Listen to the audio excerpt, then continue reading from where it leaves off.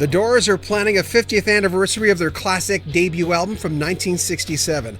I'm John Bowden from Rock History Music. Yeah, 67. What a year in rock and roll history. Just in February of that year, the Jefferson Airplane released their sophomore album with a brand new lead singer, Grace Slick. Surrealistic Pillow was a classic with no filler on this album. I still listen to it a lot today.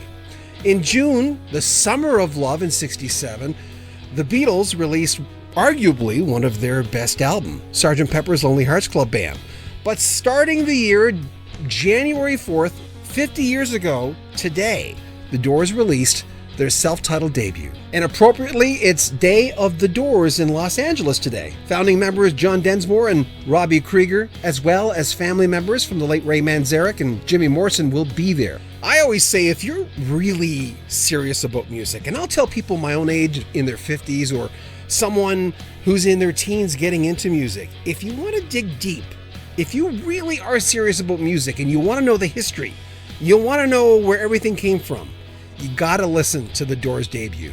The project featured not only two huge hits that stood the test of time with Break On Through to the Other Side and Light My Fire, but amazingly, like Sgt. Pepper's and Surrealistic Pillow by Jefferson Airplane, there is no fat on this album, but there is a lot of variety. Morrison's groovy gloominess was spread over rock, blues, classical, jazz, and poetry. Since 1967, the Doors have sold 20 million copies worldwide of that debut album.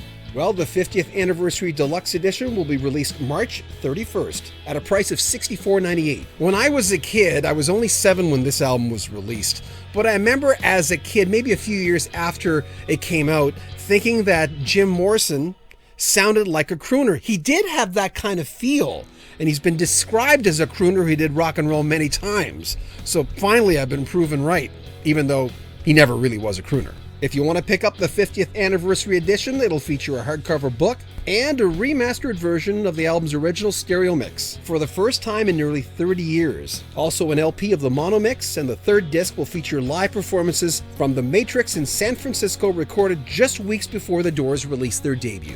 Make sure you comment on our videos and subscribe to our channel, and we'd appreciate it if you share our videos. I'm John Bowden.